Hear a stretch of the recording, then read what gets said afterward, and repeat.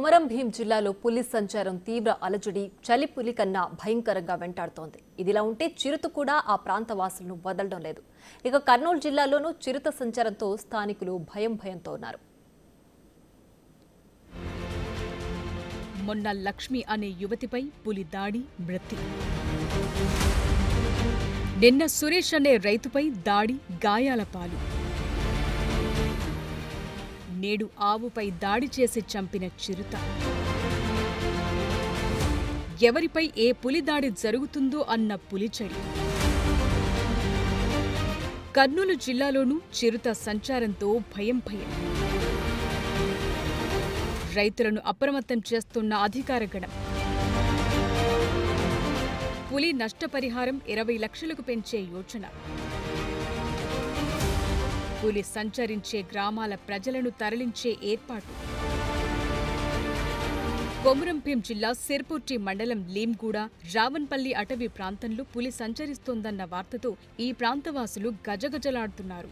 ఈ ఫారెస్ట్ జోన్లో S4 అనే పులి తిరుగుతున్నట్టు గుర్తించారు అధికారులు. 6 ఏళ్ల పులి పాదముద్రను గుర్తించిన అధికారులు రైతులను అప్రమత్తం చేశారు. పంట పొలాలకు వెళ్లొద్దని హెచ్చరించారు. ఇక కొమరం భీం ఆసిఫాబాద్ మండలం గంటలగూడ గ్రామంలో మరో అలజడి. ఒక ఆవుపై చిరుత దాడి చేయడంతో ఉలిక్కిపడ్డారు ఈ ప్రాంతవాసులు. ఘటనా స్థలానికొచ్చిన అటవీశాఖ అధికారులు బాధిత రైతుకు నష్టపరిహారం కింద 5,000 అందించారు. నష్టపరిహారం సంగతి అలా ఉంచితే ఈ చిరుత ఎప్పుడు ఏ జీవిపై దాడి చేస్తుందో తెలియక అల్లాడుతున్నారు.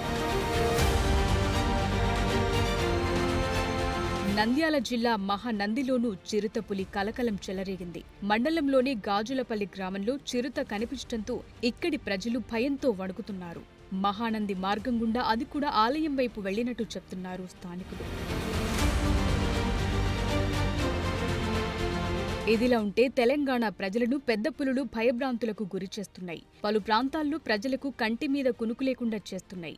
ఇటీవల ఓ పెద్ద పులి పంజాకు ఆసిఫాబాద్ జిల్లాలో ఓ మహిళ బలికాగా మరో రైతు గాయపడ్డారు. దీంతో టైగర్ రిజర్వ్ల గవర్నింగ్ బాడీ గ్రామాల తరలింపు ప్రక్రియను వేగవంతం చేసేందుకు నిర్ణయించింది. తొలుత కవ్వల్ టైగర్ రిజర్వ్లో ఓ గ్రామాన్ని, అమ్రాబాద్ టైగర్ రిజర్వ్లో 4 గ్రామాలతో కలుపుకుని మొత్తం 5 గ్రామాలను సురక్షిత ప్రాంతాలకు తరలించేందుకు అధికారులు రంగం సిద్ధం చేస్తున్నారు. పెద్ద పులులు సహా ఇతర వన్యప్రాణుల దాడుల్లో మనిషి మరణిస్తే బాధిత కుటుంబానికి 10 లక్షల రూపాయల పరిహారమిస్తున్నారు.